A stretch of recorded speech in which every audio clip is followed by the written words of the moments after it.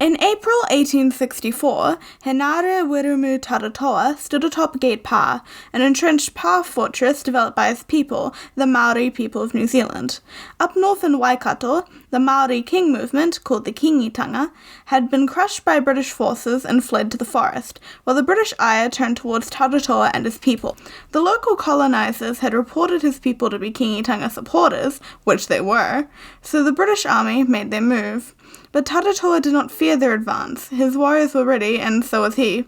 Shortly before the battle, he sent a letter to General Sir Duncan Alexander Cameron, the man leading the British men. Taratoa attended a missionary school as a child and held great compassion for human life, influenced by the teachings he received.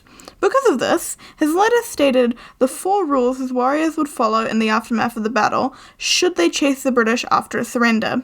If wounded or captured and the back of their weapon is turned to the Maori warriors, the men will be saved. If any soldier is captured, he will be handed over to the law.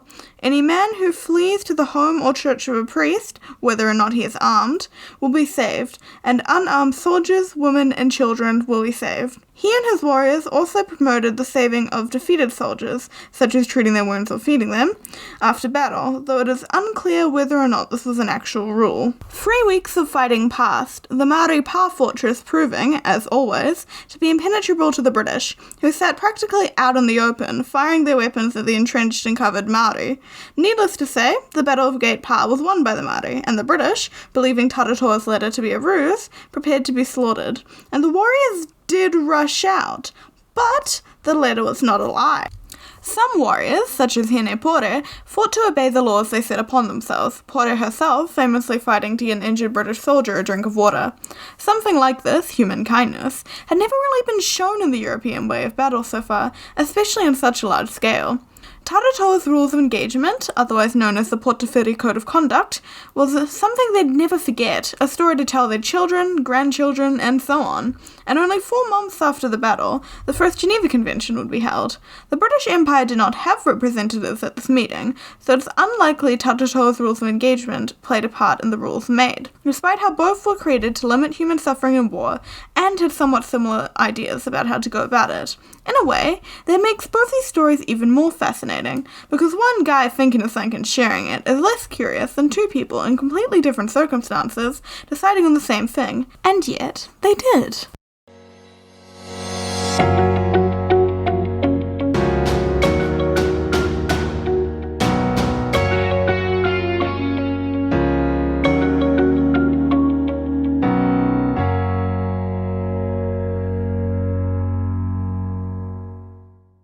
A few years earlier, in 1859, Italy was in the middle of its second war of Italian independence, the details of which are best saved for another time. What is important, however, is a battle from this war, the Battle of Solferino. Solferino is a town in northern Italy and near the ground where the battle took place, which was between it and San Martino, south of Lake Garda. Normally a quiet, peaceful town, Solferino was tied up in the horrific tragedy of the nearby battle. When the Battle of Solferino had ended, there were 40,000 casualties between both sides, and a quarter of those were soldiers that went missing, most never found. It was the first real bloody battle between the great powers of Europe since the defeat of Napoleon nearly 50 years earlier. Because of this, Europe did not know what truly horrifying war looked like, something guaranteed by a system known as the Concert of Europe.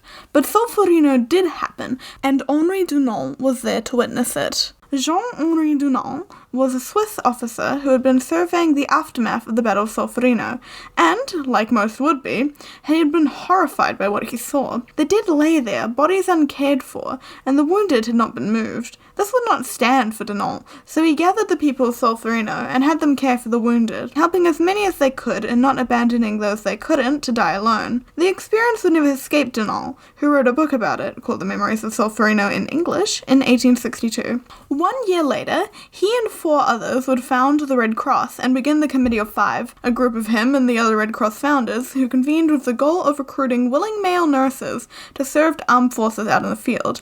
This is now known as the International Committee of the Red Cross. 1 year after that, he would have organized the First Geneva Convention. On behalf of the Geneva Convention, the Swiss Confederation invited every European country, as well as the USA, Brazil, and Mexico. Of those, 16 countries showed up and 12 of them signed. The signing countries were the Swiss Confederation, of course, the Kingdom of Belgium, the Grand Duchy of Baden, the Kingdom of Denmark, the Kingdom of Spain, the French Empire, the Grand Duchy of Hesse, the Kingdom of Italy, who had finally thought out that whole unification thing, the Kingdom of the Netherlands, the Kingdom of Portugal, the Kingdom of Prussia, and the Kingdom of Württemberg. These countries had all gathered to question the philosophy of war, what is justifiable and what is wrong on all accounts, what can they change and what is pushing too far. A survey done recently shows that 8 out of 10 people believe that killing or injuring civilians in war, something totally legal before the Geneva Conventions, is wrong. But is that because we've been exposed to its wrongness?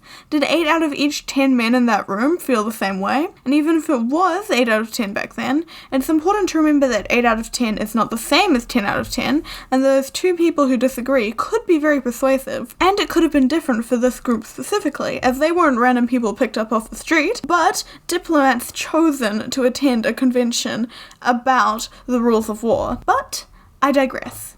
No matter what, most of these men were able to agree on 4 things related to humans and wars they find themselves caught up in. It took from the 8th to 22nd of August, but they finally brought about laws protecting people in war, not just from one country or region, but internationally, at least, between the 12 signing countries to start. Eventually, nearly the whole world would sign at least one Geneva Convention, a feat Dunant could only dream of as he stood, horrified, at the aftermath of that Solferino battle. There were 4 rules agreed upon by the 12 countries that signed the First Geneva Convention. 1. The immunity from capture of all establishments for treating sick and wounded soldiers, meaning that no one could capture or destroy an ambulance, hospital, or anything related to caring for soldiers, no matter whether it was serving them, their enemies, or both. 2. The unbiased reception and treatment of all soldiers. 3. The protection of civilians aiding those wounded in war. And 4. The recognition of the Red Cross symbol as a way of identifying someone who is under the protection of the rules agreed upon in the Geneva Convention, meaning that wearing the Red Cross on your clothes would show that you were to be held accountable to the rules of the Geneva Convention and acting in its interest to the best of your ability. And then, the actual convention this video is named after was completed, but its story does not end. Countries would continue to sign upon the agreements made in this convention up until 1907, 43 years after, all while the effects of the Geneva Convention rippled across the world. The Red Cross Foundation gained legitimacy and began to actually be able to impact the world, saving countless lives of bravery and passion that cannot be ignored. Countless soldiers who would be left for dead were saved, and the civilians that would have run in to save them and be killed were kept alive as well, some perhaps even having joined the Red Cross. All of this limited suffering and made the unavoidable avoidable. Most importantly of all, the Geneva Convention of 1864 set the groundwork for the push for human rights on the battlefield in the future, such as the later Geneva Conventions. Stepping into the world of rules around war opens a million possibilities, not all of which have yet been explored. How many lives can we save? What is avoidable? How far, years into the future, can we push? There will always be another Dunant, and there has, though there will be more, whose ideas slowly seem less and less radical. How far can we push in the name of human rights? Is there a limit? And if so, should there be?